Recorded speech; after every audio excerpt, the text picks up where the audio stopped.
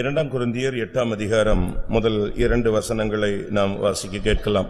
Let us happen to read 2 Corinthians chapter 8 முதல் 2 வசனங்கள். 8 and verses 1 and 2.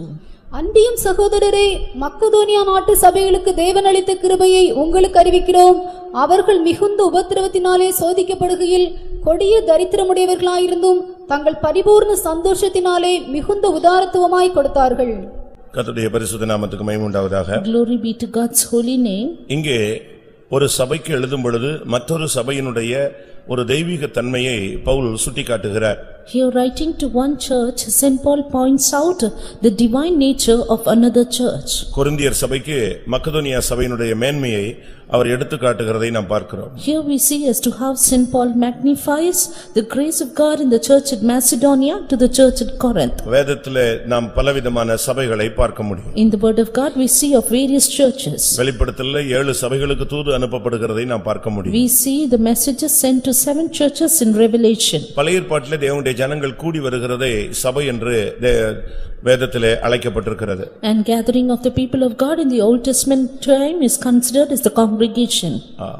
ஆனால் புதிய ஏற்பாட்டிலே அப்படி அல்ல. While in the New Testament time not like that. ஆவிக்குரிய தேவனுடைய ஜனங்கள் கிறிஸ்துவின் சரீரமாகிய அந்த சபையிலே இணைக்கப்பட்ட ஜனங்கள் மாத்திரமே சபை ஜனங்கள் என்று அழைக்கப்படுகிறார்கள். Only the spiritual people of God who are knit with the church are called the church members. ஆனால் இன்றைக்கு நாம் பூமியிலே பார்க்கும் பொழுது பலதரப்பட்ட சபைகள், பல கூட்டங்கள், சபைகள் என்று அவர்கள் பெயர்களை வைத்து அழைக்கிறார்கள். Today we happen to see various fellowships, various Christian gatherings which they call a church. நாம் அதை குறித்து நாம் இப்பொழுது சிந்திக்க போகிறது இல்லை. We are not going to think about ourselves. இந்த மக்கதோனியா சபையினுடைய ஒரு தெய்வீக தன்மையை நாம் கற்றுக்கொள்ள வேண்டியது அவசியம். But we need to learn about the divinity which is in the church of Macedonia. ஒவ்வொரு சபையும் ஒவ்வொரு விதங்களிலே ஆவிக்குரிய தன்மையிலே வளர்ச்சியை கண்டிருந்தது. Every church had its own spiritual growth. ஆனால் இங்கே நாம் பார்க்கும் பொழுது இந்த சபையினுடைய தன்மை மிகவும் விலையேறப்பெற்றது. While about this church, its attribute is something precious. ஒரு சபை என்று சொல்லும் பொழுது அதில் ஊழியன் உண்டு, அதில் ஒரு விசுவாசிகள் கூட்டங்கள் உண்டு. When we call about a church, you have a group of servants of God and believers. அந்த சபையில் இருந்த ஊழியர்கள் எப்படி இருந்தார்கள்? How were the servants of God in that church? அந்த சபையில் உள்ள விசுவாசிகள் எப்படி இருந்தார்கள்? And how were the believers of that church? அவருடைய வாழ்க்கை தரம் எப்படி இருந்தது? How was the standard of their life? அவருடைய ஆவிக்குரிய தரம் எப்படி இருந்தது? And how was the spiritual maturity or standard? ஆரம்ப காலங்களிலே சபையினுடைய நிலவரத்தை நாம் பார்க்கும் பொழுது, When we look at the state of the church in the early days, சர்ச்சில் ஒரு ஆளை கர்த்தர் சேர்த்தால்னா ஒரு தெய்வீக தன்மை வந்த பிறகுதான் அவங்கள சபையிலே கர்த்தர் சேர்த்தார். the Lord added people to the church only after they attain a divine state. அப்போஸ்தலர் 2ஆம் அதிகாரம் கடைசி 47ஆம் வசனத்தை நாம் பார்க்கும் பொழுது, Acts 2, the last verse was 47. ரட்சிக்கப்படுகிறவர்களை கர்த்தர் சபையிலே அனுதினம் சேர்த்துக் கொண்டு வருகிறார். The Lord added to the church daily such as should be saved. சபையிலே சேர்க்கப்படுகிற ஜனங்கள் அவர்கள் ரட்சிக்கப்படுகிறவர்கள். The people added to the church should be saved. அப்படிப்பட்ட ஜனங்களை மாத்திரம்தான் கர்த்தர் சபையிலே சேர்த்து கொண்டு வந்தார். Only such people were added by the Lord to the church. ரட்சிப்பு என்பது நாம் இயேசுவை ஏற்றுக்கொள்ளும் பொழுது நமக்கு கிடைக்கிற ஒரு starting stage. Salvation is a starting stage we receive when we accept God. ஆனால் இந்த ரட்சிப்பிலே பல அனுபவங்கள் உண்டு. கடைசியாக ஒரு ரட்சிப்பு இருக்கிறது. While there are various steps for the salvation and a final salvation too. அதை குறித்து வேதத்திலே நாம் பார்க்கும் பொழுது கடைசி ரட்சிப்பாகிய ஆத்தும ரட்சிப்பு. About that we read in the word of God, the last salvation which is the salvation of our soul. கர்த்தருடைய பரிசுத்த நாமத்துக்கு மகிமை உண்டாவதாக. Glory be to the holy name of God. அப்ப நாம் சபையிலே சேர்க்கப்படும் பொழுது ரட்சிக்கப்படுகிறவர்களாக, ரட்சிக்கப்பட்டவர்களாக, ரட்சிப்புக்கு ஏதுவான ஒரு வாழ்க்கை உள்ளவர்களாக நாம் செயல்பட வேண்டியது அவசியம். Therefore when we are added to the church, we need to act as the ones who are saved with the experiences of salvation in us. எபிரேயர் 12ஆம் அதிகாரம் 23ஆம் வசனத்திலே இந்த சபையை குறித்து இன்னொரு வார்த்தை சொல்லப்பட்டிருக்கிறது. In Hebrews chapter 12 and verse 23, another word is quoted about the church. அங்கே என்ன சொல்லப்பட்டிருக்கிறது? What is it said there? பரலோகத்தில் பேர் எழுதியிருக்கிற முதற் பேரானவர்களின் சர்வ சங்கமாகிய சபை. It is written here, the general assembly and the church of the firstborn which are written in heaven. சபை என்று சொல்லும் பொழுது பரலோகத்தில் போய் சேர்க்கிற ஜனங்களுடைய நிலவரம் என்னன்னு சொல்லியிருக்குன்னா, முதற்பேரானவர்களின் சர்வ சங்கமாகிய சபை. About the church, about the people who are to be gathered in heaven, it is written, church of the firstborn which are written in heaven. ஒரு சர்ச்சுக்குள்ள ஒருத்தர் வர்றாருன்னா அவர் ரட்சிக்கப்பட்டவனா இருக்கணும்.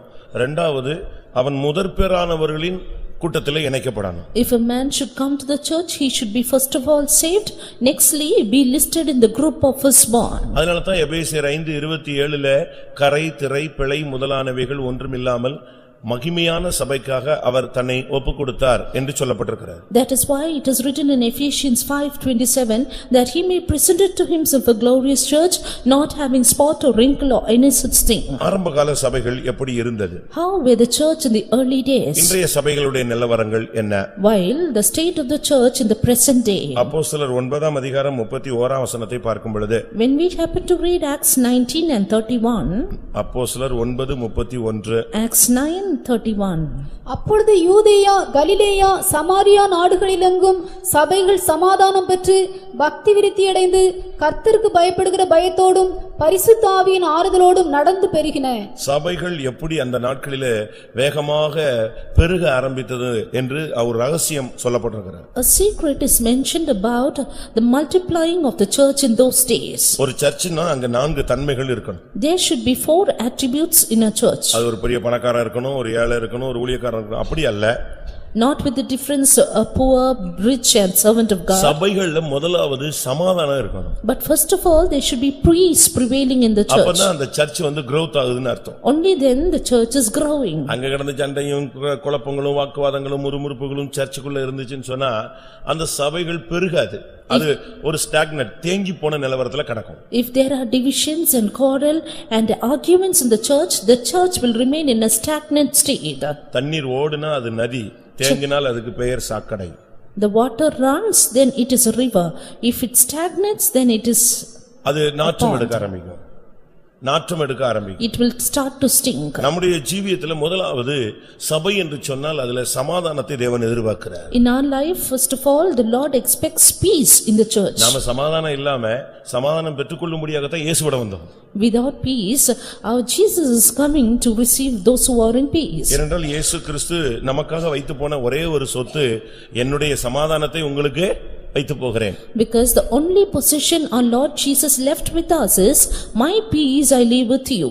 அங்கிருந்து இங்க வந்துட்டு சமாதானத்தை தேடி இங்க வந்து சமாதானத்தை பெற்றுட்ட பின்பு இங்க வந்து நம்முடைய சமாதானத்தை கெடுத்தா அதை விட ஒரு புத்தியீனமான செயல் வேற ஒன்றுமே கிடையாது. Having come to this place, if we are going to lose the peace which God has given us, then nothing else is a greater loss. இரண்டாவது சபை என்பது பக்தி விருத்தி அடைந்த ஒரு தன்மையை கொண்டு வர வேண்டும். Nextly, church should bring about a state of edification. ஒரு சரியான ஒரு பக்தி விருத்தி இல்லைன்னு சொன்னா நம்ம சர்ச்சில் போனதுல பயன் இல்ல, அப்படி ஒரு சர்ச் இருந்தும் பிரயோஜனம் கிடையாது. If no proper edification, no use of a church and no use of going there. ஒரு பிள்ளை நீங்க ஒரு ஸ்கூல்ல கொண்டு போய் சேர்க்கறீங்க. You admit a child to a school. அந்த ஸ்கூலுடைய நம்முடைய நம்பிக்கை என்னன்னா அங்க போனா நம்ம பிள்ளை நல்லா படிக்கும்னு. And we believe our child will do well. அங்க ஒரு கோச்சிங் இல்ல, டீச்சிங் இல்ல, ஒரு பிராக்டிஸ் இல்ல, ஒண்ணுமே இல்லனா நம்ம ஃபீஸ் எல்லாமே வீணா போய்டும். But if the coaching in the school is not well, then all our labor is in vain. உடனே நம்ம school மாத்துவோம். Soon we try to change the school. அதுபோல தான் சபை என்று சொன்னால் அங்க பக்தி விருத்தி அடையணும். So is it, there should be edification in the church. நீங்க இந்த சர்ச்சுக்குள்ள வந்துட்ட பிறகு உங்களுக்கு பக்தி விருத்தி அடைஞ்சிருக்கா? Having come to the church, are you edified? பக்தினா என்ன? What is godliness? பக்தினா என்ன? What is godliness? White and white போடுறதா? Is it putting white and white? இல்ல மீசை எடுக்கிறதா? Or removing your mustache? இல்ல விட நகையை கலத்துறதா? Or removing your jewels? எது பக்தி? What is godliness? யாக்கோபு 1:27 பாத்தீங்கன்னா James 1:27 பக்தியை பத்தி ஒரு வார்த்தை சொல்லப்பட்டிருக்கிறது. It is written about godliness. திக்கற்ற பிள்ளைகளும் விதவைகளும் படுகிற உபத்திரவத்திலே அவர்களை விசாரிக்கிறதும் உலகத்தால் கரைபடாதபடிக்கு தன்னை காத்துக் கொள்கிறதுமே பிதாவாகிய தேவனுக்கு முன்பாக மாசில்லாத சுத்தமான பக்தியாயிருக்கிறது. பக்தியினுடைய pure godlinessங்கிறது அங்கதான் சொல்லியிருக்கு. And the pure godliness, the standard is mentioned here. அதாவது பக்தி, ஆனா அங்க சொல்லி இருக்கிறது பிதாவாகிய தேவனுக்கு முன்பாக மாசில்லாத சுத்தமான பக்தினா அது என்னது? உலகத்தால் கரைபடாதபடி தன்னை காத்துக் கொள்ளுகிறதும் ஏழைகள் படுகிற உபத்திரவத்தில் அவர்களுக்கு உதவி செய்வதுமே பக்தி. It is said about a pure religion and undefiled before God and Father is to visit the fatherless and widows in their affliction. மற்றவைகள் அனைத்தும் பக்தியினுடைய வேஷங்கள், இல்லாவிட்டா பக்தியினுடைய decoration. All the rest are forms of godliness or decorations of godliness. நம்முடைய பக்தி எப்படி இருக்கு? But how is ours? இந்த பக்தி, இந்த சுத்தமான பக்தி ஒரு சர்ச்சில் வந்துட்ட பிறகு இன்னும் டெவலப் ஆகணும், விருத்தி அடையணும். This pure godliness should be developed in us by coming into the church. எப்படி பக்தி டெவலப் ஆகும்? How can godliness be நீங்க developed? பாருங்க, ஒருத்தன் பக்தி முத்தி போச்சுன்னா ரோட்ல உருள்றான், இல்லாவிட்டா குதிக்கிறான், இல்லாவிட்டா செயின் போட்டுக்கிறான், கொக்கி போட்டுக்கிறான். இந்துக்கள் எல்லாம் நீங்க அப்படி பார்க்கலாம். Today you can see among the Hindus, the peak of their godliness, they even roll down on the floor and do various things for their God. நம்முடைய பக்தி எப்படி விருத்தி அடையறது? But how will our godliness Bible edify? சொல்லுகிற விருத்திங்கிறது அன்போ பக்தி விருத்தியை உண்டாக்கும். The edification in the Bible is love edifies. அன்பு இல்லட்டா அந்த இடத்துல நீங்க உங்களுடைய பக்தி டெவலப் ஆகாது. No love, then godliness cannot be developed. அன்பு இல்லன்னா ஒருவன் தேவனை அறியான். If a man has no love, he knows not God. நம்முடைய அன்பு எப்படிப்பட்டது? But how is our love? 1 கொரிந்தியர் 8:1 இந்த வார்த்தை சொல்லப்பட்டிருக்கிறது. 1 Corinthians 8:1 says about this word. அன்போ பக்தி விருத்தியை உண்டாக்கும். Yes, love edifies. அப்ப சர்ச்சுக்குள்ள வந்துட்ட பிறகு நாம் தேவன் மேலும் மற்றவர்கள் மேலும் நமக்கு ஒரு உண்மையான தெய்வீக அன்பு தேவை. Therefore, after coming to the church, we need a true, a genuine divine love towards God and others. பழைய ஏற்பாட்டில் 10 கட்டளை, 10 commandments in the Old Testament. அது புதிய ஏற்பாட்டில் 2 கட்டளையாக சுருக்கி கொடுக்கப்படுகிறது. ராஜரீக பிரமாணம் என்று அழைக்கப்படுகிறது. Classified as 2 in the New Testament, which is called as the royal law. பழைய ஏற்பாட்டில் நீங்க பாத்தீங்கன்னா அதை செய்யாதிருப்பாயாக, இதை செய்யாதிருப்பாயாக, அப்படி ஒரு 10 லிஸ்ட் நமக்கு தெரியும். In the Old Testament, we know about the 10 commandments, which is listed as don't do this and that. ஆனா அதை அப்படியே சுருக்கி ரெண்டா சொல்றாரு புதிய ஏற்பாட்டில். But that is mentioned as 2 being summarized in the New Testament. முழு இருதயத்தோடு, முழு ஆத்துமாவோடு, முழு மனதோடு, முழு சிந்தையோடும் உன் தேவனாகிய கர்த்தரிடத்தில் அன்பு கூறுவாயாக. இரண்டாவது, உன்னை நேசிக்கிறது போல நீ பிறனை நேசிப்பாயாக. Thou shalt love the Lord thy God with all thy heart and with all thy mind and soul. And second is, thou shalt love thy neighbor as thyself. ஒரு ஆர்சி ஸ்கூல்ல மேல மோட்டோ எழுதி போட்டிருந்தாங்க. There was a motto written in an RC school. பரனை நேசி, பிறனை நேசி.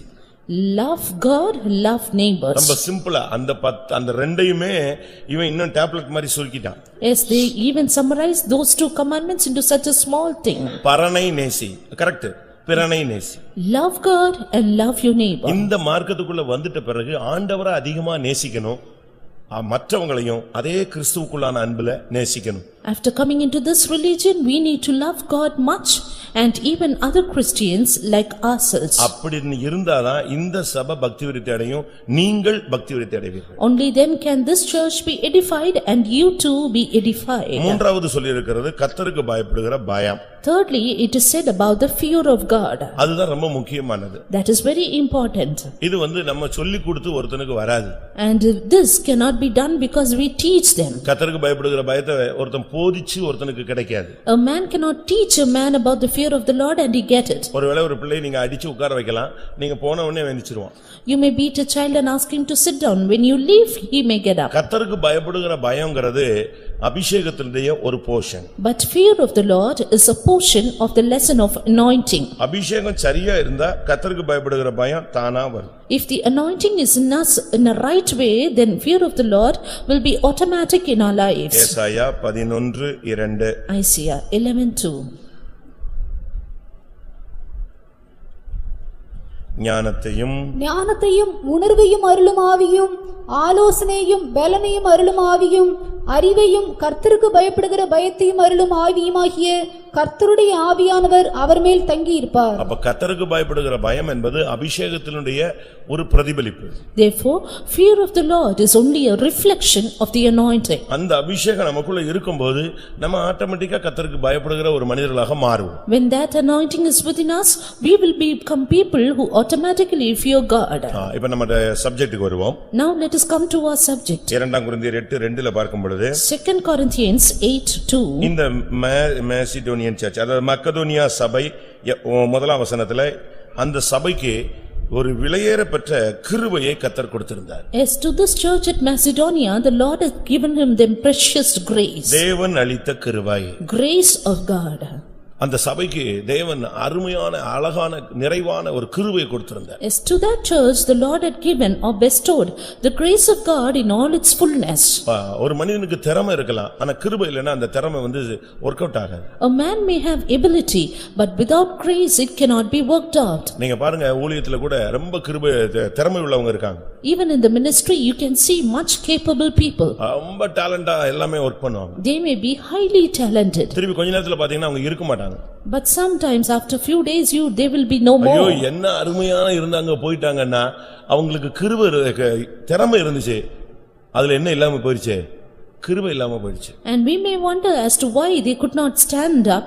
That is because they had the ability but no grace of God. திறமையில இருக்கிறவனை தள்ளிரலாம், கிருபையில இருக்கிறவனை தள்ள முடியாது. You can pull down a man who stands in his ability but not a man who stands in the grace of God. திறமையில நிக்கிறவனை ஒருத்தனை தட்டிடலாம். You can pull down a man who stands in his own ability. ஆனா கிருபையில நிக்கிறவனை தட்ட முடியாது. ஏன்னா அவனுடைய அஸ்திவாரம் எங்க இருக்கு? தெய்வத்திட்ட. But that cannot be done with a man who stands in the grace of God because his foundation is upon God. அதனால தான் பழைய ஏற்பாட்டில் தீர்க்கதரிசனத்துல ஒரு வசனம் உண்டு, அவனுடைய திறமையுள்ள வாலிபர்கள் எல்லாம் கொலைக்களத்துக்கு போய் இறங்குகிறார்கள். That is why there is a prophetical word in the Old Testament which says all his able youths are getting down to the valley of slaughter. திறமையுள்ள வாலிபர்கள், ஆனா இப்போ வேற வழியே இல்லாம கொலைக்களத்துக்கு போய்கிட்டு இருக்காங்க. They are able young men but now no other way they land up to the valley of slaughter. அப்படி ஒரு வசனம் பழைய ஏற்பாட்டில் தீர்க்கதரிசன புத்தகத்துல உண்டு. There is a word like that in the prophetical book in the Old Testament. என்ன திறமை இருந்தும் கொலைக்களத்துக்கு போயிட்டா என்ன பிரயோஜனம்னு நீங்க யோசிக்கிறீங்க? Just you think, what is the use of going to the threshing floor of slaughter, whatever your ability may be. நாம கொலைக்களத்துக்கு போயிட்ட பிறகு நமக்கு இருந்து என்ன பிரயோஜனம்? After going to that place, what is the use of us being alive? அப்படி ஒரு வசனம் பழைய ஏற்பாட்டிலே இருக்கிறது. There's that verse in the Old Testament. அப்படி அந்த தேவனுடைய பிள்ளைகள் கொலைக்களத்துக்கு போனா அவனுடைய திறமை அவனுக்கு உதவி செய்யலங்கிறதை நம்ம விளங்கிக் கொள்ளலாம். A child of God, if he goes to that slaughter land, then his ability cannot help him. இன்னைக்கு अनेகர் அப்படி போய் கொண்டிருக்கிறார். Today many people are going like that. அதனால தான் கிருபையில நிலைநிறுங்கள் என்று சொல்கிறோம். That is why we say abide in the grace of God. இங்கே நாம் பார்க்கும் பொழுது அந்த சபைக்கு அளிக்கப்பட்ட கிருபை விலையேற பெற்றது. Here we see about the grace that is bestowed upon the church, it is precious. அந்த கிருபை எப்படிப்பட்டது? What kind of grace is it? நமக்கு எல்லாருக்குமே கொஞ்சம் கொஞ்சம் கிருபை இருக்கு. All of us have little kind of grace. ஆனா இந்த கிருபையை வச்சு நம்ம ஒரு சிலர் எல்லாம் பாத்தீங்கன்னா இந்த வண்டியில டீசல் போடுவாங்க, இல்ல பெட்ரோல் போடுவாங்க, 50 ரூபாய்க்கு போடுவாங்க, 30 ரூபாய்க்கு போடுவாங்க, 15 ரூபாய்க்கு போடுவாங்க. அது என்ன செய்யும்? அது அந்த லிமிட்டுக்கு போயிட்டு திருப்பி நின்னுக்கும், திருப்பி எங்கேயாவது தள்ளிக்கிட்டே வருவான் ரோட்ல, பாத்துக்கிட்டு இருக்கலாம். You can see some people fueling their motorbike or their four-wheeler only to a little extent, and finally they will have to walk all the way after it gets finished. இப்படிதான் இன்னைக்கு अनेகர் இந்த கூட்டத்துக்கு வர்றது, கொஞ்சம் ஜெபிக்கிறது, ஒரு அபிஷேகம்ங்கிறது, நல்ல அபிஷேகம் கிடைச்சிட்டு போய்டுவோம். அது ஒரு வீட்டுக்கு போய் சேர்றதுக்குள்ள எவனாவது குறுக்க வண்டியில வந்துருவான், அவனை பிடிச்சி ஏசி அந்த கிருபை ரோட்லயே போய்டும். That is how you see some people getting filled in the anointing only a little way in the church, and when they go back to home, on the way they drop the grace of God, scolding at some other ones who come crossing their way. எலும்பி போகும்போது யாராவது உன் கையை மீச்சிட்டானாலே அந்த கிருபை டப்புன்னு டென்ஷன்ல பட்டுன்னு போய்டும். Or somebody holds in your hand while getting up from the church, you get angry, you lose the grace of God. அப்ப நம்ம இத வச்சு என்ன பண்ண முடியும்? Then what can we do with this? அதனால தான் வேதம் சொல்லுகிறது உங்களுக்கு அளிக்கப்பட்ட கிருபை விசேஷித்த கிருபையா இருக்கணும். That is why the word of God says special grace be granted upon you. 2 கொரிந்தியர் 9ஆம் அதிகாரம் 14ஆம் வசனம். 2 Corinthians 9 and verse 14.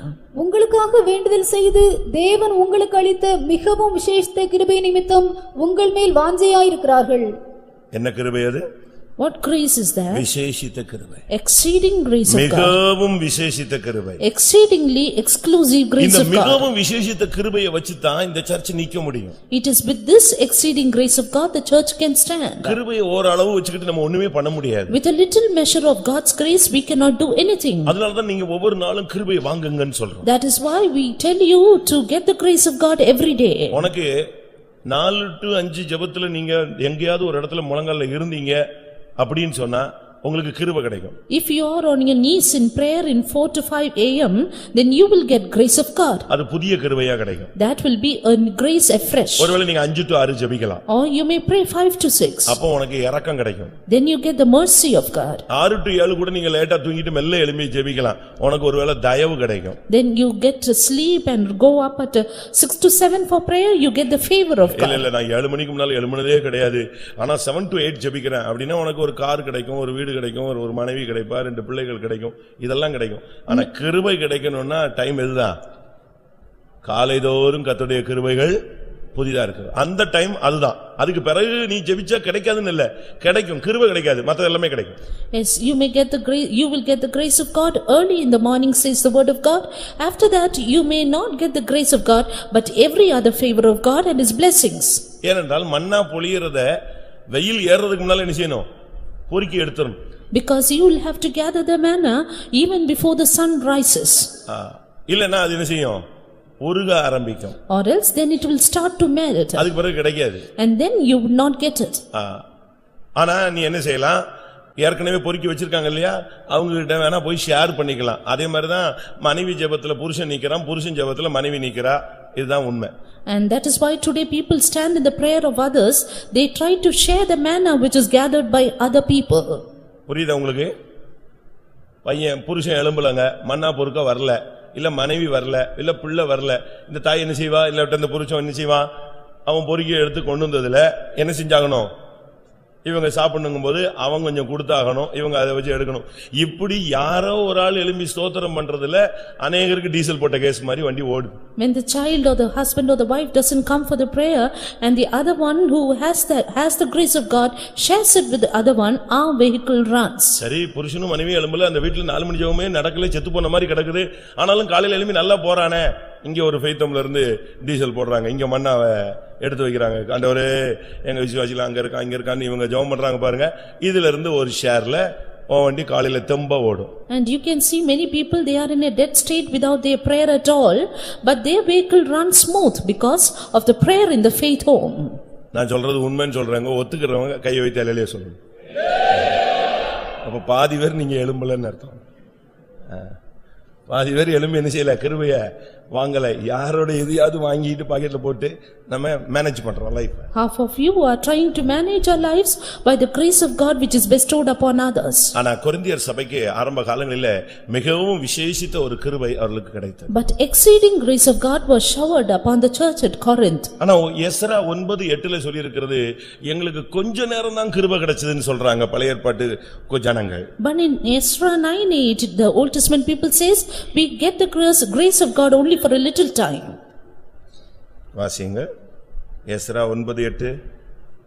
இப்பொழுதும் எங்கள் தேவனாகிய கர்த்தர் எங்களிலே தப்பின சிலரை மீதியாக வைக்கவும் தம்முடைய பரிசுத்த ஸ்தலத்தில் எங்களுக்கு ஒரு குச்சை கொடுக்கவும், இப்படியே எங்கள் தேவன் எங்கள் கண்களை பிரகாசிப்பித்து எங்கள் அடிமைத்தனத்திலே எங்களுக்கு கொஞ்சம் உயிர் கொடுக்கவும் அவராலே கொஞ்ச நேரமாவது கிருபை கிடைத்தது. அவராலே என்ன கிடைச்சது? எவ்வளவு நேரம் கிடைச்சது? எவ்வளவு நேரம்? கொஞ்ச நேரம் கிருபை கிடைச்சது. அதை வச்சு எப்படியோ கிருபையில வந்துகிட்டு இருக்காங்க. They somehow try to run in the grace of God by receiving a little space grace from God. இதை நாம் விளங்கிக் கொள்ளணும். இந்த நாட்கள்ல கொஞ்ச நேரம் கிருபையை வச்சுலாம் நிக்க முடியாது. புதிய ஏற்பாட்டுல ஒரு செகண்ட் கிடைச்சா போதும், உன்னைய கொன்றுவான், இல்லாட்ட தூக்கி எறிஞ்சிருவான். But you have to understand well, in the New Testament time we cannot run with a little space grace because the devil will try to attack us in a little amount of time. ஏதாவது ஒரு chance கிடைச்சா போதும், உன்னைய அவன் தள்ளிடுவான். He waits for some little chance to put you down. அதனால்தான் நமக்கு கொஞ்ச நேர கிருபையை வச்சுலாம் ஒண்ணுமே பண்ண முடியாது. மிகவும் விசேஷித்த கிருபை நமக்கு தேவைப்படுகிறது. Therefore with little space grace we cannot do anything. We need the exceeding grace of God. இந்த கிருபைங்கிறது ஒரு gift. This grace is a gift. அந்த gift நம்ம எல்லாரும் கையில வச்சிருக்கணும். All of us need to have this gift. அப்படிதான் வசனம் சொல்லுகிறது. That is how the word of God says. எபேசியர் 3:7 Ephesians 3 and verse 7. தேவனுடைய பலத்த சத்துவத்தால் எனக்கு அளிக்கப்பட்ட வரமாகிய அவருடைய கிருபை Gift of the grace of God. ஒரு தேவனுடைய பிள்ளைக்கு இந்த கிருபை ஒரு வரம் போல இருந்தாதான் அவன் அருமையாய் முன்னேறி போக முடியும். Only if a child of God have this grace of God as a gift, he can move smoothly in his run. இந்த சபை ஒரு அருமையான சபை. This church is a precious இந்த church. மக்கதோனியா சபை ஒரு விசேஷித்த கிருபை பெற்ற ஒரு சபை. Church at Macedonia had received a special grace. ஒரு தேவனுடைய பிள்ளை என்று சொல்லுகிறவன் மக்கதோனியா சபையை போல மாறி இருக்க வேண்டும். A child of God should have changed himself like the churches of Macedonia. அந்த சபை எப்பொழுதுமே ஒரு கிருபையில நிறைந்த ஒரு சபை. And that was a church ever filled with the grace of God. இந்த மக்கதோனியால இருக்கிற ஜனங்களுடைய அந்த கிருபைக்கு காரணம் என்ன? And what was the reason of the grace of God upon this church at Macedonia? அப்போஸ்தலர் 16ஆம் அதிகாரம் Acts chapter 16. அந்த சபையினுடைய தன்மையே வித்தியாசமானது. The attribute or the structure of the church itself is அதுக்கு different. காரணம் என்ன? Reason for that? அவங்களுடைய ஜெபம். Their prayer. 13ஆம் வசனம். Verse 13. ஓய்வு நாளில் நாங்கள் பட்டணத்துக்கு வெளியே போய் ஆற்றின் அருகே வழக்கமாய் ஜெபம் பண்ணுகிற இடத்தில் உட்கார்ந்து அங்கே கூடி வந்த ஸ்திரீகளுக்கு உபதேசித்தோம். இது மேசிடோனியா சர்ச்சை பத்தி உள்ள ஒரு அனுபவம். அங்கதான் லீதியாள் சந்திக்கப்படுகிறாள். This is an experience of church at Macedonia and Lydia is being visited here. 12ஆம் வசனத்துல மக்கதோனியா தேசத்து நாடுகளில் ஒன்றுக்கு தலைமையான ரோமர் என்று சொல்லப்பட்டிருக்கிறது. And verse 12 it is said about the Philippi which is the chief part of the city of Macedonia. அந்த ஜனங்கள் வழக்கமா ஜெபிச்சிட்டே இருப்பாங்க. And these people they are wont of praying. அந்த டைம் வந்துட்டுனா அவங்க வழக்கமா போய் அந்த ஆத்து அருகே உட்கார்ந்து ஜெபிக்க ஆரம்பிச்சிடுவாங்க. The time comes then they have the usual habit of prayer by the riverside. அப்படி ஒரு பழக்கம் அவங்களுக்கு இருந்துச்சு. They had such a practice. அங்க உள்ள ஊழியக்காரங்க அப்படி ஒரு பிராக்டீஸ கொடுத்திருந்தாங்க. And the servants of God have given them such a practice. நமக்கு ஒரு ஜெபம் தேவை. We need a prayer. ஒரு சபைன்னு சொன்னா ஜெபம் கரெக்ட்டா இருந்தா அந்த சபை நல்லா இருக்கும். In a church if the prayer is correct then it will go well. அவங்க வரல இவங்க வரல அத பத்திலாம் நீ யோசிக்கவே கூடாது. You should never consider about the coming and going of others. அந்த டயத்துக்கு நீ போய்டணும். You should go in that time. Shadrach வரல மேஷாக் வரல ஆபேத்நேகோ வரலன்னு சொல்லிட்டு தானியேல் சரி நீங்க எல்லாம் வரலையா நான் இன்னைக்கு ஜெபிக்கல அப்படினு சொல்லல. தான் முன்பு செய்து வந்தபடியே அவன் வழக்கத்தின்படி எங்க போய்டுவான்? எருசலேமுக்கு நேராக பலகணிகளை திறக்க வச்சு முழங்கால் போட்டுருவான். Daniel did not refrain his prayer looking at the coming of Shadrach, Meshach and Abednego, but he as he was wont to he went to Jerusalem to pray. ஆண்டவர் என்ன சொல்றாரு? And what did God say? நான் ஒருவனாய் ஆலயம் மிதித்தேன். I pressed the threshing by one. யாரும் வரல நான் ஒரே ஆலயம் நின்னே அந்த ஆலயம் மிதித்து நான் ரசத்தை எடுத்தேன்னு சொல்றேன். As one man I trampled over the threshing floor and pressed the wine. யாரை அனுப்புவேன்னு கேள்வி கேட்கும்போது பரலோகத்துல கோடி கோடி தூதர்கள் இருந்தாங்க. ஒருத்தரும் பதில் சொல்லல. சொன்ன ஒரே ஆள் இயேசு மட்டும்தான். When the question was asked, whom shall I send? There were crores of angels in heaven, but no one answered, only Jesus answered. இந்த ஜனங்கள் கரெக்ட்டா ஜெபத்தை போய்டுவாங்க. These people went for the prayer in time. நமக்கு அந்த பிராக்டீஸை விட்டுறவே கூடாது. We should never forsake this habit. நம்ம மிஷனுடைய கான்செப்டே எப்படின்னா பாஸ்டர்ஸ் சிஸ்டர்ஸ் இவங்க எல்லாம் மாறிட்டே இருப்பாங்க வந்துகிட்டே இருப்பாங்க. அது rotation. That is the concept of our mission. Pastors and sisters will keep changing. ஆனா உன்னுடைய prayer lifeல சேஞ்சிங் வரவே கூடாது. வேணும்னா இன்னும் டெவலப் பண்ணலாம். 1/4 மணி நேரம் ஜெபிச்சாலும் 1/2 மணி நேரம் ஜெபிக்கலாம். 1/2 மணி நேரம் ஜெபிச்சாலும் என்ன செய்யலாம்? 1 மணி நேரம் ஜெபிக்கலாம். 1 மணி நேரம் முழங்கால் நின்னால் 2 மணி நேரம் நிக்கலாம். இப்படியே நம்மள டெவலப் பண்ணணுமே தவிர நீ வளர்பிறையாக இருக்கலாம், தேய்பிறையாக மாறக்கூடாது. But you should always never keep changing in your life in prayer. You should keep developing them and never get erased off from your prayer life. நீ குறஞ்சினா யாரா மாறிடுவே? தேய்பிறையாய் மாறினால் அமாவாசையாய் மாறுவாய். வளர்பிறையாய் வந்தால் நீ பௌர்ணமியாய் மாறுவாய். If you get decreased you will become no moon, but if you get increased you will become a full moon. உன் ஜெபம் குறைய full dark ஒரு அழுத்தம். நீ ஜெபம் பிரைட் ஆக ஆக உன்னுடைய முகம் உன்னுடைய ஊழியம் உன்னுடைய ஜீவியம் எல்லாமே ஷைன் பண்ணும். When your prayer decreases, you will be pressed down by the darkness. But when your prayer increases, your face, your life, everything will shine. ஏனென்றால் அந்த சபையில பவுல் ஊழியக்காரனாக இருந்தார். Because Saint Paul was a minister of that church. அவனுக்கு ஒரு நாள் ஒரு சொப்பனம் கிடைக்கிறது. He one day had a dream. அதுக்கு முன்னால அவனுக்கு ஆசியாவுக்கு போகணும்னு அவனுக்குள்ளேயே ஒரு ஆசை. And just before that, he had a desire within himself to go to Asia. ஆசியால போய் ஊழியம் செய்யணும்னு புறப்பட்டான். He went to minister in Asia. பேக்கிங்லாம் முடிஞ்சு புறப்படும்போது சொல்றாரு ஆவியானவர் நீ போக கூடாதுங்கறார். When he was about to start, the Spirit of God says, you should not go there. பேசாம அமைதியா உட்கார்ந்துட்டான். He was silent. அதுக்கு அடுத்த நாள் மீசியாவுக்கு புறப்படுறதுக்கு ரெடி ஆயிட்டான். Next day he was ready to go to Mysia. இப்போ ஆவியானவர் சொல்றாரு நீ அங்கேயும் போக கூடாது. And now the Spirit of God says you should not go there also. நடத்திப்பு இல்ல. No leading. பேசாம உட்கார்ந்தார். He simply sat. ஜெபிச்சிட்டு இருக்கான். He was praying. அப்போ ஒரு தரிசனம் மக்கதோனியா சபையிலிருந்து ஒருத்தன் வந்து எங்களுக்கு உதவி செய்யுங்க அப்படின்னு கூப்பிடுறான். Then he saw a vision of a man from Macedonia. He calling out unto him saying, "Come and help us." அப்போஸ்தலர் 16, 6, 7, 8, 9 இந்த வசனங்கள் இருக்கிறது. Acts of the Apostle chapter 16 verses 6 through 9 we see about it. ஆண்டவருக்கு மக்கதோனியா சபையை குறித்து ஒரு தரிசனம். அங்க பவுல் போணுங்கிறது அவருடைய திட்டம்.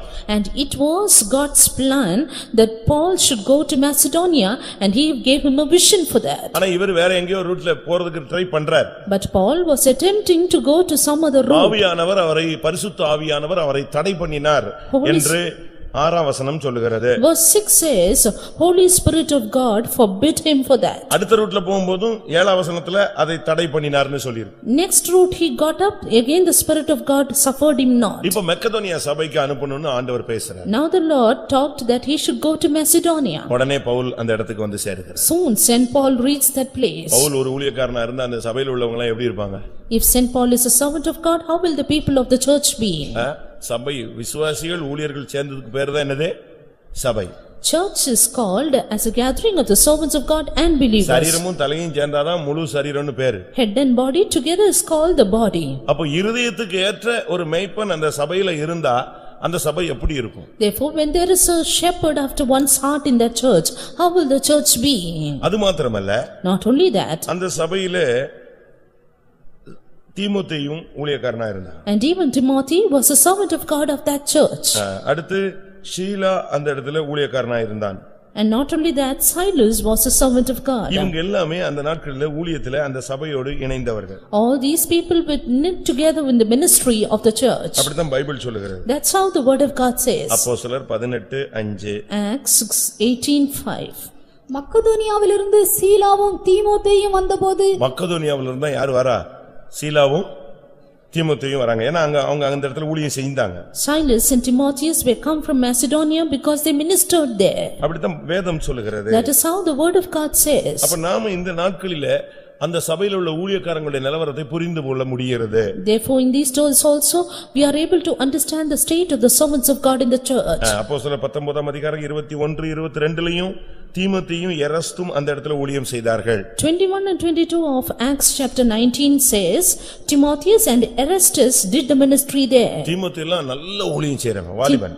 Timotheus was a young man who did the ministry well. பவுல்லாம் ஜீவனை அப்படியே கொடுக்கிற ஒரு ஊழியக்காரன். And Paul was a servant of God who laid down his life. அவங்க தான் இந்த ஜெபங்கள் எல்லாம் ட்ரெய்னிங் கொடுத்தாங்க. And it is these ones who trained them for the prayer. ஒரு சபைன்னு சொன்னா ஊழியர்கள் சரியா இருக்கணும். If a church, the servants of God should be proper. வேர் பரிசுத்தமா இருந்தால் கிளைகளும் பரிசுத்தமா இருக்கும். If the root is holy, then the branches also. தீமோத்தேயும் எல்லாம் ஊழியனா ஜீவனை உயிரை கூடனா கொடுத்துருவான் அப்படியே. And Timotheus, if he asks to lay down his life, he will do it என்னுடைய immediately. உத்தம குமாரனாகிய தீமோத்தேயுன்னு சொல்றான். And he says, my faithful son Timotheus. என் மனசு போன்ற ஒரு ஆள் அவன்தான் சொல்றான். And he says, he is a man who is like my mind. Pavul அந்த அளவு அவனை குறித்து சாட்சி சொல்றான். Saint Paul gave such a great testimony regarding him. அதே மாதிரி சீலா சாதாரண ஆள் கிடையாது. And like that, Silas also not an ordinary man. சீலான்னு சொன்னா ஏதாவது பொண்ணுன்னு நினைச்சிட கூடாது நீங்க. It is not a girl. ஒரு சிலர் அப்படிதான் நினைச்சுக்கிறாங்க, அப்படிதான் பேர் வச்சிருக்காங்களாம். Something like that. சீலான உடனே பவுல் கூட சேர்ந்து சுத்தின ஒரு பொண்ணு இல்லனா மனைவி நினைச்சிட்டு அப்படிதான் என் மகளுக்கு பேர் வச்சேன்னு ஒரு அம்மா வந்துச்சு. நான் சொன்னேன், ஐயோ அது இங்கிலீஷ்ல பார்க்காம விட்டுட்டு போட்டுருக்கு, அது பையன். Something that it is a female name, therefore they give that name to the girl child. இந்த ஷீபா ஷீலா இதெல்லாம் பையங்க. அது நம்ம ஆளுங்க எல்லாம் ஷீபா ஷீலா எல்லாம் பொண்ணுன்னு வச்சிருக்காங்க. அப்படிதானே? கரெக்ட் தானே? மேபி போசத்தினுடைய கூட இருந்த ஆள் பேர் என்ன? என்னது?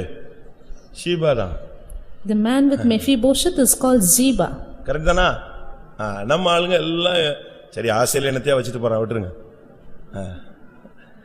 ஆனா பைபிள் சொல்லுது இந்த சைலஸ் இவங்க எல்லாம் பயங்கர வைராக்கியமான ஆள். The word of God says about this man Silas that he is a devout person. சரியான பவர்ஃபுல்லான ஆள். A man who was extremely powerful. தீமோத்தேயு வந்துட்டானாலே பவுலுடைய பிரசங்கம் சூடாயிடும். Soon after Timotheus comes, this Paul's sermon would be hot. பவுலுக்கு ஆவியில வைராக்கியம் வந்துரும். Paul would be envied in the spirit. மறுபடியும் அந்த வசனம் வாசிங்க. அப்போஸ்தலர் 18:5. Acts 18:5. மக்கதோனியாவிலிருந்து சீலாவும் தீமோத்தேயும் வந்தபோது பவுல் ஆவியில் வைராக்கியம் கொண்டு இவங்க ரெண்டு பேரும் வந்தாங்க. யாருக்கு சூடு ஆயிடுச்சு? வலது கை கொடுத்த மாதிரி ஆயிடுச்சு. இவன் ஆவியில வைராக்கியமா இயேசுதான் கிறிஸ்துன்னு பிரசங்கம் பண்ண ஆரம்பிச்சிட்டான். The coming in of both these people became a right hand for Paul and he started preaching with zeal. நாம நின்னா நம்ம சபைக்கு வந்தாலே ஒரு அபிஷேகம் வரணும், ஒரு தூது வரணும், ஒரு அக்கினி இறங்கணும். Soon after we come to the church, there should be a sermon, there should be a fire coming upon the church. அடுத்ததாக Nextly, அந்த ஜனங்களுடைய இருதயம் அழகா ஓபன் ஆயிடும். about the heart of the people, it was opened easily. நான் பிரசங்கம் பண்ணுவேன், ஒரு சிலருடைய இருதயம் திறக்கவே திறக்காது. இருதயம் என்ன நல்ல நிலம்னு சொல்லி இருக்கு, நான் பாட்டுக்கு விதைக்க அது பாறை மாதிரி இருந்துச்சுன்னா என்ன பிரயோஜனம்? Heart of the people of God is considered as a ground, and when we sow the seed which is the word of God, if it is hard like a rock, what is the use of it? இல்ல இருதயம் ஒரு முள்ளு செடி மாதிரி இருந்தா அது என்ன பிரயோஜனம்? Or if the heart is like a thorny bush, what is the use? இல்ல இருதயம் ரோடு மாதிரி வச்சிருந்தா என்ன பிரயோஜனம்? Or if the heart is like a road, what is the use of it? நிலம் நல்ல இருதயத்தை காண்பிக்கிறது. And the ground shows a good heart. அப்போஸ்தலர் நடபடிகளை நான் பார்க்கும் பொழுது 16-14 பார்க்கும்போது, When we see in Acts 16:14, அந்த பெண்ணுடைய இருதயத்தை கர்த்தர் திறந்து அருளினார். we see the Lord open the heart of that woman. இருதயம் திறக்கிற விசுவாசிகள் தேவை. Yes, we need the believers who open their heart. இருதயம் திறந்த விசுவாசிகளுக்குள்ளதான் நம்ம சத்தியத்தை கொடுத்தா பூஸ்ட் ஆவாங்க. Only in the heart of those people of God who open their heart, the word of God can be boosted. அந்த விதைக்கிற வசனம் அப்படியே 100% பலன் கொடுக்கும். The seed that is sowed will give 100% fruit. சில பிள்ளைகளை பாருங்க, அடின்னு அடிச்சாலும் படிக்காது, படிப்பு ஏறாது. Look at some children, you beat them how much ever, studies will not get into their brain. ஒரு சிலர் என்ன படிச்சாலும் ஜஸ்ட் பாஸ் தான் எடுப்பாங்க. And some people, how much ever they study, only just pass. ஆனா சில பிள்ளைங்க இருக்காங்க, But there are some people, அப்படியே டீச் பண்ணும்போது அப்படியே உட்கார்ந்திருப்பாங்க. some students who just listen even as they teach. அந்த கிராஸ்பிங் பவர் கூட அவனுக்கு. And their grasping power is very அப்படியே high. போட்டா போதும் அதை அப்படியே புரிஞ்சுக்குவான். திருப்பி கேட்டீங்கன்னா திரும்ப அப்படியே டிட்டோவா சொல்லுவான். They just put a word, they will grasp it immediately and put it back for us. அந்த அளவு ஒரு கிருபை சில பிள்ளைகளுக்கு இருக்கு. As some students have such a kind of grace.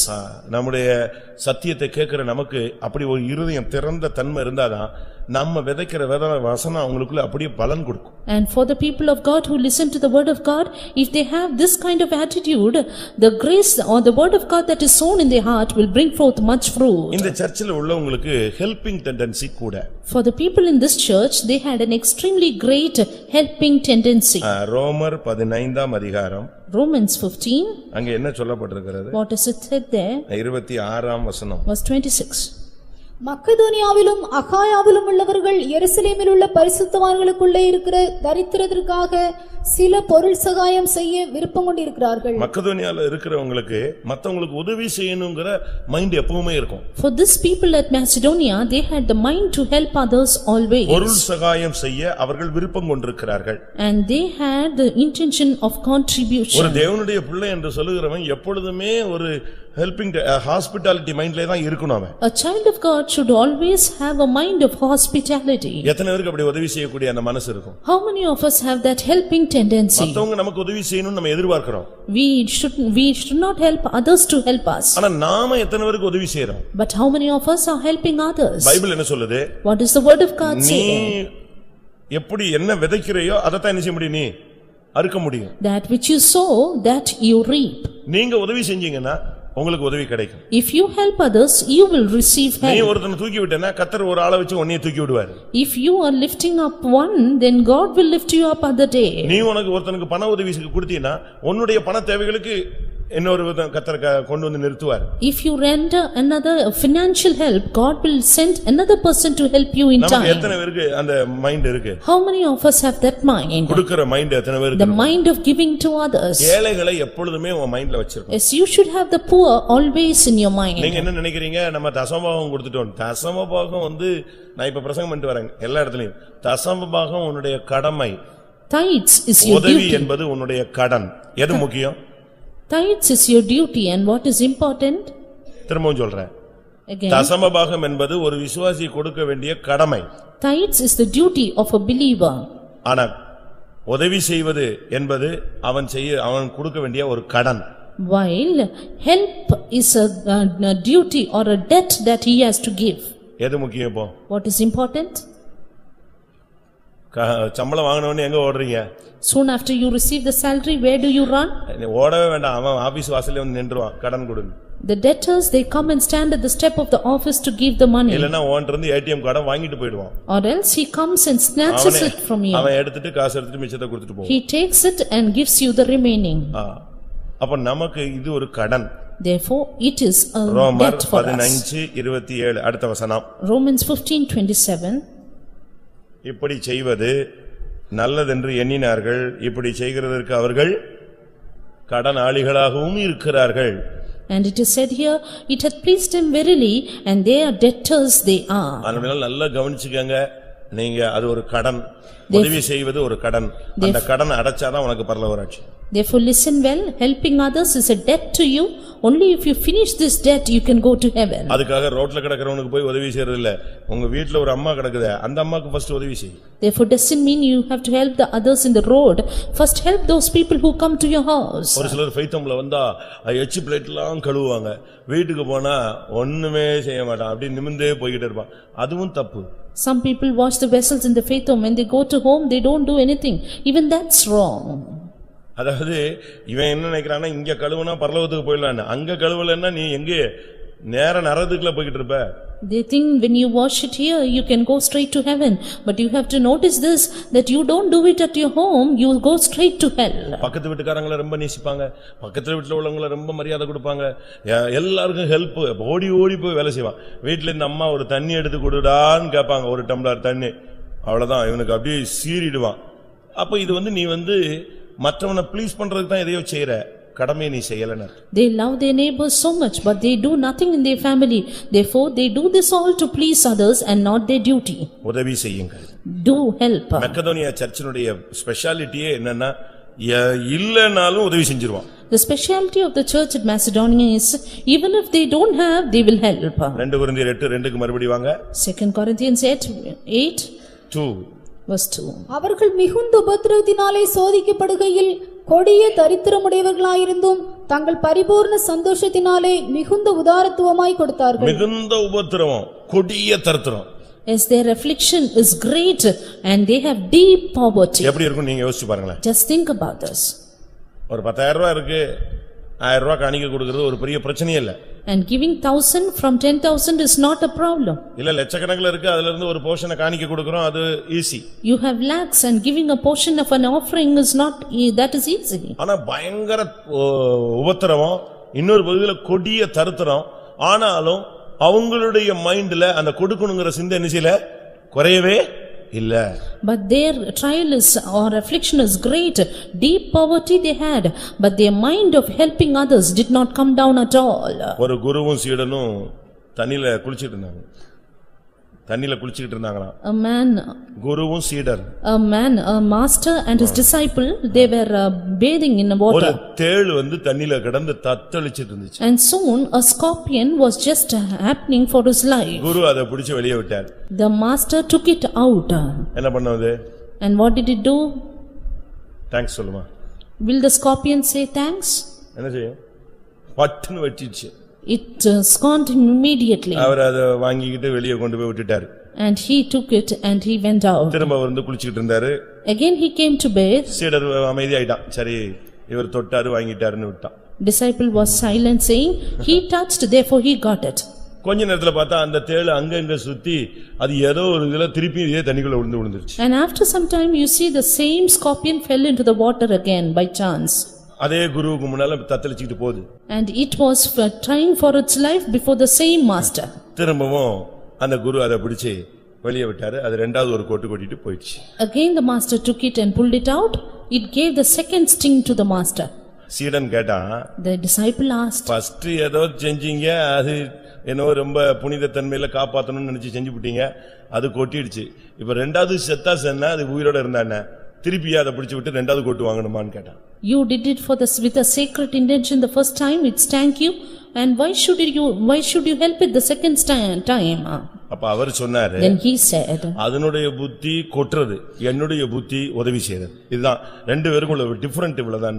Its understanding is only to stink, while my understanding is to help. That's the difference. உங்களுக்கு புரிஞ்சிருச்சா? அது அதனுடைய புத்தி வந்து நீ 100 ட்ரிப் எடுத்து விட்டாலும் என்ன செய்யும், அது கொட்டும். Its tendency is only to stink how many times you help it. ஆனா உன்னுடைய டெண்டன்சி என்ன எப்படி இருக்கணும்னா, அது கொட்டுதோ இல்லையோ அது ஜீவன் போறதுக்குள்ள அதை காப்பாத்தணும். While your tendency should be to help for its life, whether it stinks or not. நமக்கு எத்தனை பேருக்கு இப்படி உதவி செய்ய முடியும்? How many of us will be able to help this way? ஒரு நாள் சாப்பாடு கொடுப்பாங்க, They will give the food அந்த for one வயசான day. அம்மா மறந்து போய் பையன்ட்ட எப்பா உன் மனைவி சோறே போடலன்னு சொல்லிடுவா. அதுக்கு பிறகு அவங்க வந்து சொல்லுவான், என்ன எங்க அம்மாக்கு சோறே கொடுக்கல, அதான் இப்பதான் சாப்பிட்டுச்சுன்னு. அடுத்த நாள் உண்மையாவே சோறு போட மாட்டான். The எதுக்கே போட்டும் பிரச்சனை, போடாட்டலும் போடலன்னா போடலன்னு போட்டும், போட்டு கெட்ட பேர் வர்றதை விட போடாமல் இருப்பதே நல்லது. The daughter-in-law house, she will feed the old woman, but loss of memory power she'll say, she did not give me, but again she will not give her. நான் ஒரு பிள்ளைகிட்ட சொன்னேன், நீ சண்டை போட்டுக்கிட்டே இருக்கிற, சமாதானம் ஆயிடு அப்படின்னு சொன்னேன். And I told one girl saying, you're always fighting, you get to be in peace. அவ சொன்னா, சண்டை போட்டு போட்டு திருப்பி திருப்பி இந்த மன்னிப்புங்கிறத விட பேசாம ஒதுங்கி போவது நலம்னு சொன்னா. Then she said, rather than putting in the struggle and getting reconciled, it is better to remain at a distance. அப்படி அல்ல. That's not the thing. Bible என்ன சொல்லுதுன்னு நம்ம கத்துக்கொள்ளணும். You have to learn what the Bible அவங்களுக்கு says. பெரிய தரித்திரம். They had a deep poverty. ஆனா அவனுடைய prayer life, அவனுடைய கிருபை, அவனுடைய இருதயம் திறந்த அனுபவத்துல அந்த தரித்திரத்தை பார்க்க முடியாது. உதவி செய்யறது மட்டும்தான் அவன் மைண்ட்ல தெரிஞ்சது. அதை தான் பிராக்டிஸ் பண்ணிக்கிட்டே இருந்தான். But because of their prayer life, their abundance of grace of God and opened heart, they only sought to help others. அவங்களுக்கு அந்த பிரேயரோ அந்த கிருபையோ அந்த இருதயம் திறந்த அனுபவமோ இல்லைன்னா நம்மள மாதிரி தான் இருப்பாங்க அவங்களும். If they did not have this prayer life and grace of God and opened heart, they would be remaining like us. அந்த கொடிய தரித்திரத்திலும் அவங்க மைண்ட்ல ஒரு மிகுந்த உதாரத்துவம் இருந்தது. But they had a much mind of liberality even amidst their great poverty. அவங்களுக்குள்ள ஒரு மிகுந்த உதாரத்துவம், கொடுக்கணும் எல்லாத்தையுமே கொடுத்துருவோம் அப்படிங்கிற மைண்ட் அவங்களுக்கு இருந்துச்சு. They had the deep thought of liberality, offering much more they can. அப்படிதானே? நீதிமொழிகள் 11:25 பார்த்தா Proverbs 11:25 says, அந்த மிகுந்த உதாரத்துவத்தை பத்தி என்ன சொல்லி இருக்கு? it is said about the abounding liberality. உதார குணமுள்ள ஆத்துமா செழிக்கும். உதாரத்துவம் உள்ள மனுஷன் செழிப்பான் இல்ல, அந்த மனுஷனுடைய ஆத்துமா என்ன செய்யும்? செழிக்கும். It is said, the soul of that man shall flourish. உன்னுடைய ஆத்துமா செழிக்கணும்னா உனக்கு உதார குணம் தேவை. If your soul should flourish, you need the helping tendency. நீங்க இத இன்னையில இருந்து நீங்க பயிற்சி விட்டு பாருங்க, உங்களுடைய ஆத்துமாவுக்குள்ள ஒரு செழிப்பு உண்டாகும். From today you practice this and you will have the flourishing in your soul. அவங்க வந்து கொடுக்கிறதுக்கு யோசிக்கவே மாட்டாங்க. They never thought to give others. அந்த ஏழை விதவை அவள்கிட்ட இருந்தது ஒரு துட்டுக்கு சமான 2 காசு. The poor woman had just 2 mites, which is of 1 farthing. நான் சமீபத்துல ஒரு லோக்கல்ல பிரசங்கத்துக்கு போயிருந்தேன். Recently I went for a sermon in a local. N car உள்ள போகும்போது ஒரு பிச்சைக்கார சகோதரி, ஒரு வயசான தாய் உள்ள போகுது. When my car went in, a poor woman who was a beggar, she also went in. சுத்தமா கருப்பாயிருச்சு அந்த Dress. And her dress was totally black. ஏழ்மை, ரொம்ப ஏழை. And very poor she was. நான் உள்ள போகுது, என் கார் அதுக்கு முன்னால அது அதுக்குள்ள நுழைஞ்சு போயிடுச்சு. And when I went in, she was just going in before me. நான் என்ன யோசிச்சேன் தெரியுமா? You know what I thought? இன்னைக்கு கூட்டம் நடக்குது, இங்க போய் எங்க பிச்சை ஊழியக்காரங்க எல்லாம் அங்க போயிருப்பாங்க, சரி போட்டுன்னு விட்டுட்டேன். I just allowed her to go, saying, now the meeting is on and the servants of God will be after her. கூட்டத்துல உட்கார்ந்திருக்கு. And she came for the meeting. நான் பிரசங்கம் ஸ்டார்ட் பண்ணா அது எந்திச்சு நேரா என்கிட்ட வருது. When I started the sermon, she came straight to me. நான் சொன்னேன், இத பிடிச்சு அங்க உட்கார வைன்னு சொன்னேன். I said, you take her and ask her to sit உடனே there. ஒரு பையன் போய் பிடிச்சு அதுல உட்கார வச்சிட்டான். Soon a boy made her to sit there. பிரசங்கம் திருப்பி ஒரு 1/4 மணி நேரம் பேசினேன், திருப்பி எந்திச்சு நேரா ஸ்டேஜுக்கு வந்துச்சு. Again 15 minutes of that sermon, she came straight to the stage. ஒரு பையன் ஓடி போய் இழுத்துட்டு போயிட்டான். A boy took her and caught her and went. எதுவும் பண்ணிராத, எங்கயாவது ஒரு ஓரத்துல உட்கார வை. I said, you don't harm her, ask her to sit her some in corner. திருப்பியும் பிரசங்கம் போச்சு, எந்திச்சு வந்துருச்சு. Again during the sermon she came up. எனக்கு ஒண்ணும் ஓடல. I could not do anything. நான் சொன்னேன், விட்டுரு. I said, you leave her. என்ன பண்ணுதுன்னு பாப்போம். Let us see what she is doing. நேரா வந்துச்சு. She came straight. அது காலையில 7:15 சர்வீஸ், அது time.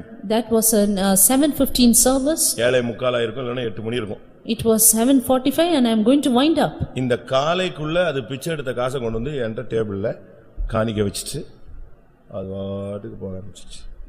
You know what she did? She brought her money which she got as alms and kept it on my table and went. காலையில ஒரு 1/2 மணி நேரத்துக்குள்ள அதுக்கு என்ன ஒரு 10-20 ரூபாய் கிடைச்சிருக்கும், காயின்ஸ் தான்.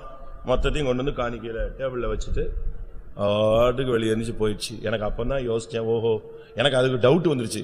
இது 3 ட்ரிப் மோதுறதுனால ஒருவேளை இயேசுவா இருப்பாரோன்னு ஒரு டவுட் வந்துருச்சு எனக்கு.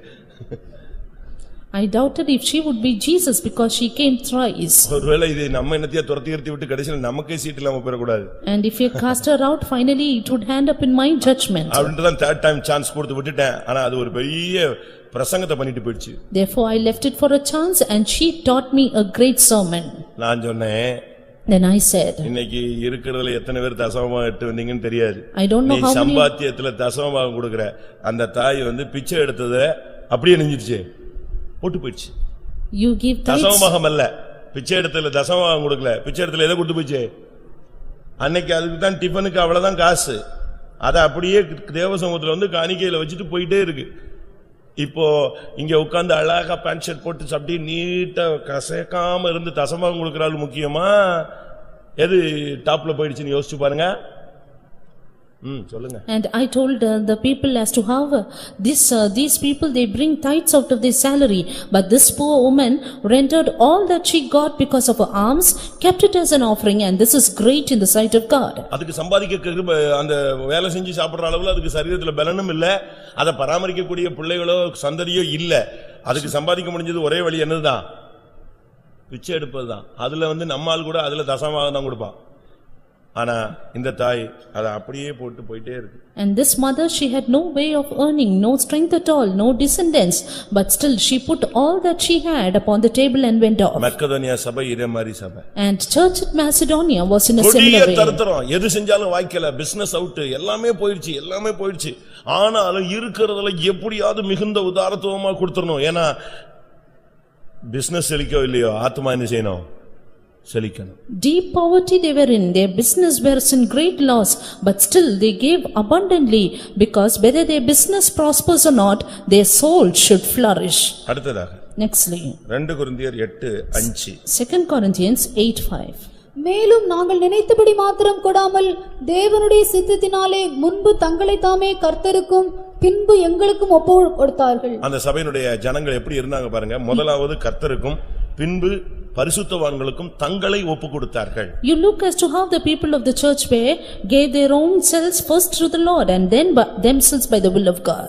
முதலாவது கர்த்தருக்கு தங்களுடைய ஆவி ஆத்துமா சரீரத்தை வாழ்க்கையவே அப்படியே ஒப்பு கொடுத்துட்டாங்க. First they surrendered their spirit, soul and body wholly to the Lord. இரண்டாவது பரிசுத்தவான்கள் கையில அப்படியே தங்களை சரண்டர் பண்ணிட்டாங்க. And then they surrendered themselves to the hand of the servants of God. எப்படி இருக்குன்னு பாருங்க. Look as to how they were. தேவனுக்கும் பரிசுத்தவான்களுக்கும் உங்களை ஒப்பு கொடுக்கும் பொழுதுதான் உங்களுடைய வாழ்க்கையில ஒரு நிறைவு உண்டாகும். You will have a fullness in your life only when you yield yourselves to the Lord and the saints. பழைய ஆரம்பகால சபையில் உள்ள ஜனங்கள்லாம் ஜீவனை கொடுக்கிற ஜனங்கள். The people in the early church will lay down their lives. ரோமர் 16 பார்க்கும் பொழுது, when we see in Romans chapter 16 24ஆம் வசனத்துல verse 24, அந்த ஜனங்கள் எப்படிப்பட்ட ஜனங்கள், what kind of people they were. 16:4 பார்க்கும் பொழுது verse 4 of 16, அவர்கள் என் பிராணனுக்காக தங்கள் கழுத்தை கொடுத்தவர்கள், அவர்களை பற்றி நான் மாத்திரமல்ல புறஜாதியாரில் உண்டான சபையார் அவர்கள் என் பிராணனுக்காக ஊழியர்களுக்காக எதை கொடுத்தாங்க? எதை கொடுத்தவர்கள்? கழுத்தை. என்னுடைய பிராணனுக்காக தங்களுடைய கழுத்தையே கொடுத்துருவான். They lay down their own necks for my life. கலாத்தியர்ல 4ஆம் அதிகாரம் 14-15 பார்க்கும் பொழுது, Again in Galatians 4:14 and எனக்காக 15, அவர்கள் கண்களை கூட பிடுங்கி கொடுக்க ரெடியா இருந்தாங்க. they were ready to give their own eyes, pluck their eyes for me. கர்த்தரை நேசித்தது மாதிரி பரிசுத்தவான்களை நேசித்தார். They loved the saints even as they loved the Lord. அவங்களுக்கு வாழ்க்கையில முக்கியத்துவம் கொடுத்தார்கள். And they gave that importance in their life. அதுதான் நம்முடைய வாழ்க்கையில கரெக்ட்டா நம்ம கொண்டு போகும். And that will take us right in our way. ஏனென்றால் தேவன் சபையை அப்படிதான் ஒரு கான்செப்ட்ல வச்சிருக்கிறார். Because the Lord has kept the church in that அந்த concept. நடத்திப்புங்கற கண்ட்ரோல்ல தான் வச்சிருக்கிறார். It is totally under the control of leading. அத நாம் சரியான விதத்துல அவங்க தேவனோடும் பரிசுத்தவான்களோடும். And therefore, first of all to the Lord and then to the saints we ought to be. உன்னுடைய வலது கை கர்த்தருடைய கையில பிடிச்சிருந்துச்சுனா இடது கை யார் பிடிச்சிருக்கணும்? ஒரு குழந்தையை கொண்டு வராங்கன்னு வெச்சுக்கங்க. If they bring a child, ஒன்னு அம்மா இந்த சைடுல அப்பா இந்த சைடுல, யாராவது ஒரு ஆள் ரெண்டு பேரும் ஆளுக்கு ஒரு கை அணிஞ்சிருப்பாங்க, பிடிச்சிருப்பாங்க. And their parents, father and mother will hold the hand of the child in either side. அதுபோல உன்னுடைய கையில ஒரு கையை பரிசுத்தவான்கள் பிடிச்சிருக்கணும், ஒரு கையை தேவன் பிடிச்சிருக்கணும். அப்பனா உனக்கு பிரச்சனையே கிடையாது. So is it even in your life?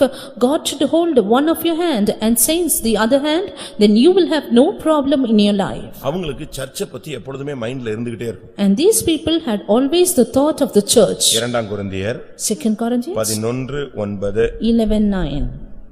நான் உங்களோடு இருந்து குறைவுபட்ட போதும் ஒருவரையும் நான் வருத்தப்படுத்தவில்லை. மக்கதோனியாவிலிருந்து வந்த சகோதரர் என் குறைவை நிறைவாக்கினார்கள். மக்கதோனியாவுல அந்த சர்ச் பாருங்க, அவங்க எப்படி ட்ரைனிங் கொடுத்து வச்சிருக்காங்க பாருங்க. See how they trained the church at Macedonia. இப்ப பாருங்க, ஒரு பெரிய இயற்கை அழிவு வந்துருச்சுன்னு சொன்னா இந்த ஃபயர் சர்வீஸ் ஆளுங்களை வச்சு ரெஸ்கியூ பார்ட்டியை வச்சு ஒண்ணுமே பண்ண முடியாது. If there is a great vast destruction, you can do nothing with the fire service personnel. இவங்க வந்து ரெஸ்கியூமாங்க, ஆனா இவங்களால ஒரு லிமிட்டுக்கு மேல என்ன செய்ய முடியாது, ஒண்ணுமே பண்ண முடியாது. இதுக்குன்னே கமாண்டர்ஸ் தனியா வச்சிருக்காங்க கவர்மெண்ட்ல. Because these fire service personnel, they call themselves a rescue team, but they can do nothing beyond the limit. Therefore the government has the commandos for this. அதுபோல ஆரம்ப காலங்களிலே சபைகளிலே தேக்க நிலைகள் வந்த பொழுது, குறைவுகள் வந்தபோது மத்த சர்ச் ஹெல்ப் பண்றதோ இல்லையோ, மக்கதோனியாவுல இருக்கிற ஒரு பிரதர் வந்துட்டான், ஒரு விசுவாசி வந்துட்டானா உடனே என்ன ஆயிடும், அந்த குறைவு என்ன செய்யும், நிறைவாக்கப்பட்டுவிடும். It is in like way, if there is a lacking in any of the early churches, if a brother comes from Macedonia, then all their lacking will be fulfilled. மக்கதோனியாவிலிருந்து வந்த சகோதரர் என் குறைவை நிறைவாக்கினார்கள். And the brethren which came from Macedonia supplied my lacking. இதுதான் அந்த சர்ச்சினுடைய பெரிய தன்மை. This is the speciality of that church. நம்முடைய சபையினுடைய நிலவரம் எப்படி? What is the state of our church? நம்முடைய நிலவரம் எப்படி? What is our state? நம்மில் எத்தனை பேருக்கு அந்த விசேஷித்த கிருபை இருக்கிறது? How many of us have that special grace? எத்தனை பேர் ஜெபிக்கிறவர்களாய் மாறி இருக்கிறோம்? How many of us are the prayerful ones? நம்மில் எத்தனை பேருடைய இருதயம் விசாலமாய் திறந்த விருதமையாக இருக்கிறது? How many of our hearts are broad and opened? நம்மில் எத்தனை பேருக்கு உதவி செய்யக்கூடிய அந்த மனப்பான்மை இருக்கிறது? How many of us have the helping tendency? அது கிறிஸ்துவினுடைய சுபாவம். This is the nature of Christ. அவர் வந்து தன்னுடைய ஜீவனை நமக்காக கொடுத்தார். He gave his life for our sake. இவ்வளவாய் உலகத்தில் பிதா அன்பு கூர்ந்தார், அவர் தன் ஜீவனை கொடுத்து இவ்வளவாய் நம்மில் அன்பு கூர்ந்தார். Father so loved the world, giving his own life for us. இவைகளுக்கு மத்தியில ரொம்ப சந்தோஷமா இருக்கிற ஜனங்க. Amidst all these, the people were very happy. நம்ம வந்து பாட்டு மட்டும் பாடுவோம். We sing the அத்திமரம் துளிர் song. விடாமல் போனாலும் நான் கர்த்தருக்குள் மகிழ்ச்சியா இருப்பேன். 15 ரூபாய் குறைஞ்சிருச்சுன்னா இவன் முகம் போற போக்கு பாத்தீங்கன்னா அது மகிழ்ச்சியா துக்கமா சோதனையான்னு கண்டுபிடிச்சிடலாம். We sing the song saying, though the fig tree shall not blossom, we will rejoice in the Lord. If there is a lack of 15 rupees, you look at the frown of our face. அவங்க பரிபூர்ண சந்தோஷத்தினால் மிகுந்த உதாரத்துவமாய் கொடுத்தார். But these people, they gave in all their liberality with wholeheartedness and joy. அவங்களுக்குள்ள இருந்த சந்தோஷம் வந்து நிறைவான சந்தோஷம். The joy in them was to the fullness. அவங்க வந்து துக்கப்படுறதே இல்ல. They were never sad. தேவன் அறியாம நடக்காது. Nothing will happen தேவன் to என்னை them. கொண்டு போறாரு. And God is taking தேவன் me. தான் என்னை கைட் பண்றாரு. God is guiding me. இந்த பாதை தேவன் அறியாம எனக்கு வரல. This path is not without the knowledge of அவரிடத்தில் God. அன்பு கூர்ந்தவர்களுக்கு சகலமும் நன்மைக்கேதுவாய் நடக்கிறது. All things work together for good to them that love God. அவனை வந்து துக்கப்படுத்தவே முடியாது. Yes, you cannot make them sad at ஏனென்றால் all. அவனுக்கு இருக்கிற சந்தோஷம் சாதாரணதல்ல, பரிபூர்ணமான நிறைவான சந்தோஷம். Because their joy was to the fullness and not ordinary. ஏனென்றால் முழுவதும் கர்த்தருக்கு ஒப்பு கொடுத்தவன். Because they had wholly surrendered themselves to the Lord. அவன் விழுந்தாலும் எழுந்தாலும் அவனுடைய எஜமான் அவனுக்கு உத்தரவாதம் பண்ணுவார். They rise up or fall, their master will be responsible. எல்லாரும் கண்களை மூடுவோம். Let's close our eyes. ஆண்டவருடைய சமூகத்தில் கர்த்தாவே, என்னை மக்கதோனியா சபையில் உள்ள ஒரு விசுவாசியாக, என்னை மக்கதோனியா சபையில் உள்ள ஒரு ஊழியனைப் போல என்னை உருவாக்கும். In the presence of God, Lord, form me and make me as a believer of Macedonia. எத்தனை பேருக்கு அப்படி ஒரு அனுபவம் தேவை? How many of us need that experience? முதலாவது கிருபையை வாங்குங்க. First of all, receive the grace of God. கிருபையை நீங்க நஷ்டப்படுத்திராதீங்க. Don't lose God's grace. கர்த்தர் கொடுத்த கிருபையை விருதாவாக்கி விடாதீங்க. Don't spend in vain the grace of God. ஆண்டவரே, எனக்கு ஒரு விசேஷித்த கிருபை தார். Lord, give me a special grace. ஆண்டவரே, நான் ஜெபிக்கிறவனா என்னை மாற்று. Lord, make me a prayerful person. என்னுடைய இருதயம் கல்லாயிரக்கூடாது, அடைச்சிரக்கூடாது. My heart should not be shut or closed. எனக்கு மற்றவங்களுக்கு உதவி செய்யறதுக்கு எனக்கு வாய்ப்புகளும் கிருபையும் சூழ்நிலை எனக்கு தாரும். Give me chances, graces and situations to help others. மற்றவருடைய குறைவை நிறைவாக்கக்கூடிய கிருபை தாரும். Grace to fulfill the lacking of others. நான் என்னை உமக்கும் பரிசுத்தவான்களுக்கும் ஒப்புக் கொடுக்கிறேன். Lord, I yield myself totally to you and to the என்னை saints. சமர்ப்பிக்கிறேன் என்று ஒரு 2 நிமிஷம் கண்களை மூடி முழங்கால் படியிட்டு சொல்லலாம். And let us close our eyes, be on our knees and say, I surrender, Lord. ஒரு 2 நிமிஷம் கர்த்தருடைய கரத்துல ஒப்புக் கொடுங்க. 2 minutes surrender in God's hand. தெய்வம் உங்களை அந்த சபை ஜனமாய் மாற்றட்டும். God will make you as a member of that church. அந்த சபைதான் பக்தி விருத்தி அடையும். And that church will be edified. அந்த சபைதான் சமாதானம் பெறும். That church will receive peace. அந்த சபையில் உள்ள ஜனங்களுக்கு கர்த்தருக்கு பயப்படுகிற பயம் உண்டாகும். The people of that church will have the fear of the Lord. அந்த சபை பரிசுத்த ஆவியின் ஆறுதலால் நடந்து பெருகும்.